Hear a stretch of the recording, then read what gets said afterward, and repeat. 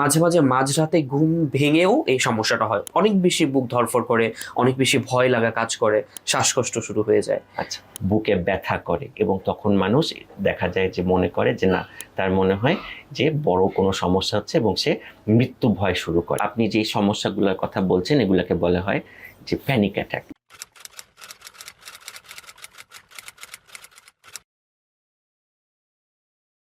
আসসালামু আলাইকুম। ওয়ালাইকুম আসসালাম। আমি লাইফ স্প্রিং এর কনসালটেন্ট সাইকিয়াট্রিস্ট ডক্টর মোহাম্মদ জুরদি আদম।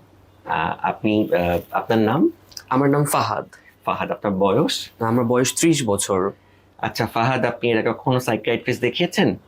এর আগে সাইকিয়াট্রিস্ট দেখানো হয়নি। আচ্ছা ঠিক আছে, আপনি কি সমস্যার জন্য এসেছেন বলেন? অ্যাকচুয়ালি আমার মেইন যে সমস্যা সেটা হচ্ছে আমি সবসময় সবকিছুতে অনেক বেশি দুশ্চিন্তাগ্রস্ত থাকি। সবকিছুতে আমার ভয়টা বেশি থাকে। আমার বেশ কিছু টাকা পয়সার ঝামেলা আছে। তার জন্যই মনে হয় দুশ্চিন্তা বেশি হয়। কিন্তু আশা করি খুব সহজেই টাকা পয়সার সমস্যার সমাধান হয়ে যাবে। কিন্তু ভয় যেন পিছু সরে না। সবকিছুতে আমার যেন একটা ভয়। বুক ধড়ফড় করা, ভয়ের কারণে মাঝে, মাঝে মনে হয় অনেক বেশি শ্বাসকষ্ট হচ্ছে। আমি নিঃশ্বাস নিতে পারছি না। আমার হাত পা কাঁপা শুরু করে। এটাই অ্যাকচুয়ালি মেইন সমস্যা বর্তমানে ফেস করছি। আচ্ছা, আপনার এখন এই টাকা পয়সার সমস্যার জন্য আপনার ভয়টা বেশি ডেভেলপ করছে না? জি, জি। আচ্ছা, এই ভয়টা কখনো অনেক বেড়ে গেছিল?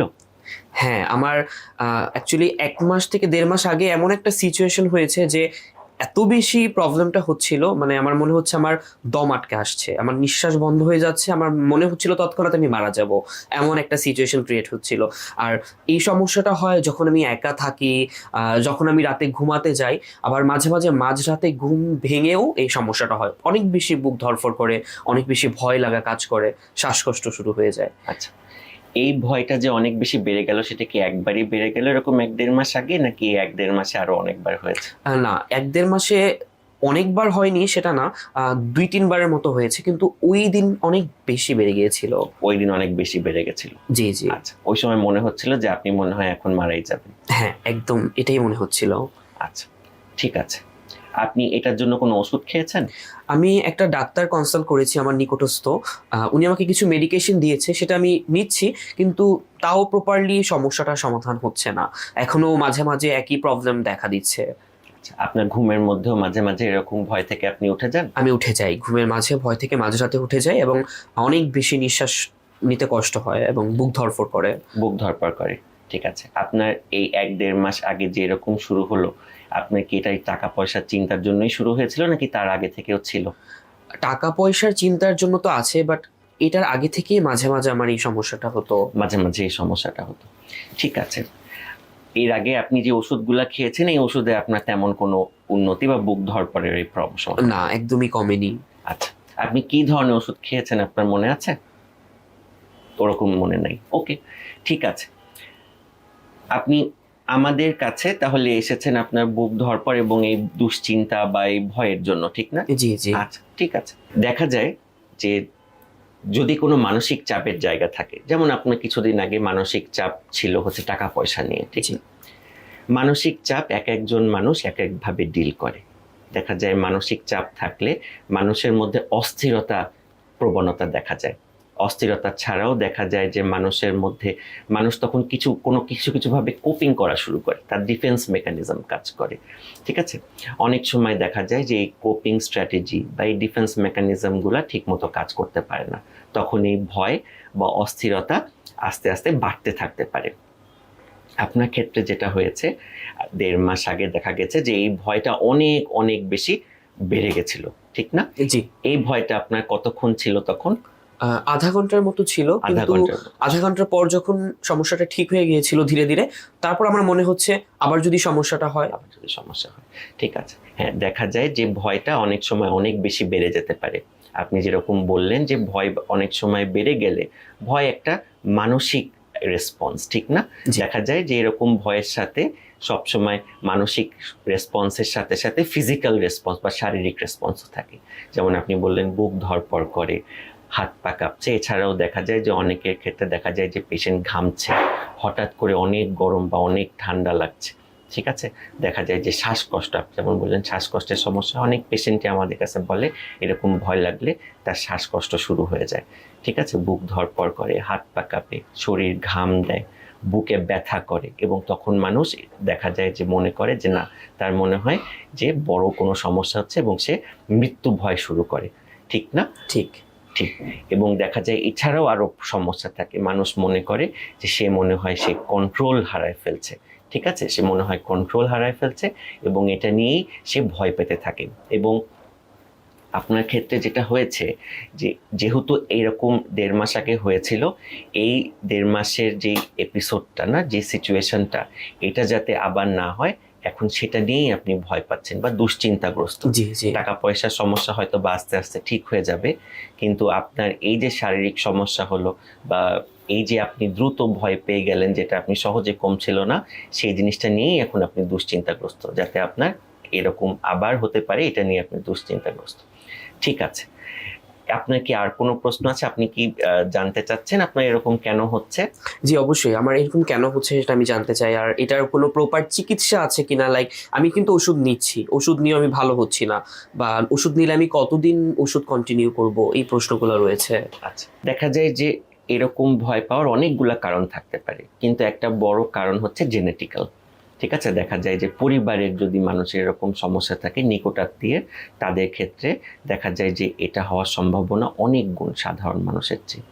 এছাড়াও কিছু বায়োকেমিক্যাল কারণ আছে, কিছু নিউরাল কারণ আছে। ঠিক আছে, কিন্তু জেনেটিক কারণ একটা বড় কারণ, এবং এটা ট্রিটমেন্টও আমাদের জানা আছে বা আমরা এটা ট্রিটমেন্ট করে থাকি। ঠিক আছে, দেখা যায় যে এরকম ক্ষেত্রে যদি কারো, সাধারণত আপনি যে সমস্যাগুলোর কথা বলছেন এগুলোকে বলা হয় যে প্যানিক অ্যাটাক, এবং যে এই প্যানিক অ্যাটাক বা এই প্যানিক অ্যাটাকের জন্য আপনি যে আবার ভয় পাচ্ছেন, ঠিক না, যে আপনার আবার এরকম ধরনের সমস্যা হতে পারে, যে আপনার ভয়টা হয়তো বা আবার বেড়ে যেতে পারে, এই যে এটা নিয়ে দুশ্চিন্তা করছেন, এটাকে বলে সাধারণত প্যানিক ডিসঅর্ডার। ঠিক আছে, আচ্ছা।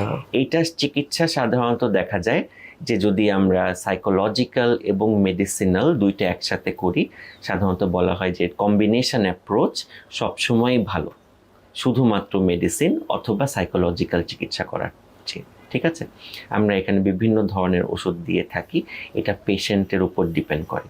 অনেক সময় এসএসআরআই দেওয়া হয়, অনেক সময় বেনজোডায়াজেপিন দেওয়া হয়। ঠিক আছে, দেখা যায় যে যখন বেশি অস্থির হয়ে যায়, ওই সময়টাতে যখন মনে হয় যে না আমি মনে হয় মারাই যাব, ওই সময় আমরা অন ডিমান্ড মেডিকেশনও মাঝে মাঝে দিই এমার্জেন্সি কারণে, যেহেতু যদি পেশেন্ট ওই সময় নিজের ফিজিক্যাল বা সাইকোলজিক্যাল যে সমস্যাগুলো হয় সেগুলো যদি নিজে থেকে না কমাতে পারে, সেক্ষেত্রে আমরা অন ডিমান্ড মেডিকেশনও দিই। আমরা সাধারণত দেখা যায় যে যদি এসএসআরআই টাইপের ওষুধ দিই, তাহলে আমরা 3 থেকে 8 সপ্তাহ আমরা কন্টিনিউ করে সাধারণত আমরা ফলো আপের জন্য বলি, পেশেন্ট কেমন করছে, কি ওষুধগুলো আমরা কন্টিনিউ করবো কিনা, পেশেন্টের ওষুধগুলো কাজ করছে কিনা, সেগুলো আমরা রিভিউয়ের জন্য বলি। এবং এই চিকিৎসাটা একটু বেশি দিন চালাতে হয়, একটু বেশি দিন কন্টিনিউ করতে হয়। দেখা যায় পেশেন্ট যদি ভালো ফিল করে বা পেশেন্ট যদি দেখা যায় যে ওষুধে কিছুদিন ভালো আছে, তাহলে আমরা পেশেন্টকে আস্তে আস্তে ট্রায়াল ডিসকন্টিনিউয়েশনের দিকে নিয়ে যাই। ট্রায়াল ডিসকন্টিনিউয়েশন মানে হচ্ছে পেশেন্টকে আমরা আস্তে আস্তে ওষুধটা বন্ধ করার ট্রাই করি। ঠিক আছে, যদি পেশেন্ট ভালো ফিল করে তাহলে আমরা আস্তে আস্তে ওষুধটা আমরা বন্ধ করে ফেলি। 3 ভাগের 1 ভাগ ক্ষেত্রে দেখা যায় যে পেশেন্টের প্যানিক অ্যাটাক আর হয় না, প্যানিক অ্যাটাক বা প্যানিক ডিসঅর্ডার বা দুশ্চিন্তার সমস্যাটা আস্তে আস্তে ভালো হয়ে যায়। হ্যাঁ, আমি কি ভালো হব? অবশ্যই। আমরা দেখা যাচ্ছে যে যেহেতু 3 ভাগের মধ্যে 1 ভাগ পেশেন্ট ভালো হয়ে যায়, তাহলে আমরা ওষুধ যদি কন্টিনিউ করতে পারি, যদি আপনার সোশ্যাল সাপোর্ট ভালো থাকে, আপনি যদি ঠিক মতো আপনার চিন্তার যেই ব্যাপারগুলো থাকে, এই যে আপনার ভয় হচ্ছে, যে চিন্তার কারণে আপনার এই ভয়গুলো হচ্ছে, সেটা নিয়ে যদি আমরা একটু কাজ করতে পারি, তাহলে অবশ্যই মনে হয় আপনার ভালো হওয়ার সম্ভাবনা থাকবে। কিন্তু অনেক সময় দেখা যায় যে এই রোগটা ভালো হয়ে যাওয়ার পরও আবার আসতে পারে। ঠিক আছে, দেখা যায় যাদের সোশ্যাল সাপোর্ট ভালো হয় না, যাদের দেখা যায় যে বিপদে পড়লে কথা বলার মানুষ থাকে না, এগুলো আমরা ভালনারেবিলিটি ফ্যাক্টর বলি। আবার অনেক সময় দেখা যায় আগের যদি এক্সপেরিয়েন্স খারাপ হয়, কোনো চিন্তা রিলেটেড, কোনো দুশ্চিন্তা রিলেটেড বা মানসিক চাপ রিলেটেড কোনো প্রিভিয়াস আমরা বলি এক্সপেরিয়েন্স যদি খারাপ থাকে, তাহলে দেখা যায় এই সমস্যাগুলো সহজে ঠিক হয় না। আপনার এরকম কোনো প্রিভিয়াস এক্সপেরিয়েন্স আছে টাকা পয়সা রিলেটেড? তেমন একটা নেই, তেমন একটা নেই, বাট আশা করি সমস্যার সমাধান হয়ে যাবে টাকা পয়সা রিলেটেড। কিন্তু এই যে বললাম, দুশ্চিন্তাটা কাটে না, ভয়টা লেগেই আছে, সবসময় ভয় থাকে। আচ্ছা, ঠিক আছে, এগুলো আস্তে আস্তে আমার মনে হয় যদি আমরা এগুলো নিয়ে কাজ করতে পারি, এটা আমরা সাইকোলজিক্যাল অ্যাপ্রোচ বলি। সাইকোলজিক্যাল অ্যাপ্রোচ মানে হচ্ছে দেখা যায় যে অনেক সময় পেশেন্টকে আমরা রিল্যাক্সেশনের কথা বলি, ঠিক আছে, রিল্যাক্সেশন ছাড়াও আমরা তার ইমোশন ফোকাসড এবং বিহেভিয়ারাল ফোকাস আমরা কিছু ট্রিটমেন্টের কথা বলি। এই যে আপনার এই মানসিক চাপ রিলেটেড যে চিন্তাগুলা হচ্ছে, এই চিন্তাগুলো আসলে কিভাবে শুরু হলো, দেখা যায় যে আমরা পেশেন্টের চিন্তা নিয়েও কাজ করি, যে এই ভয়গুলা থেকে যে চিন্তাগুলা তৈরি হয় বা এই চিন্তাগুলা কিভাবে আমরা আস্তে আস্তে কমাতে পারি বা এই দুশ্চিন্তাগুলা কিভাবে কমাতে পারি। এই যে চিন্তাগুলা করার জন্য আমাদের শারীরিক যেই সমস্যাগুলো হয়, বুক ধড়ফড় করা বা আমরা বলি যে এই শারীরিক রেসপন্স, সেটাও আমরা আস্তে আস্তে কমানোর চেষ্টা করতে পারবো, ঠিক আছে। ঠিক আছে। কিন্তু এটার জন্য দেখা যায় যে শুধুমাত্র চিকিৎসা না, সোশ্যাল সাপোর্ট, হ্যাঁ, শেয়ারিং এর যে ব্যাপারগুলো সেগুলো একটু মাথায় রাখতে হয়। যদি এগুলা সব ঠিকঠাক থাকে তাহলে দেখা যায় যে প্রগনোসিস বা ভালো হওয়ার সম্ভাবনা অনেক বেশি থাকে। ঠিক আছে, আপনার আর কোনো প্রশ্ন আছে? না, আমার আর প্রশ্ন নেই। ঠিক আছে, ধন্যবাদ। জি, আপনাকেও ধন্যবাদ স্যার।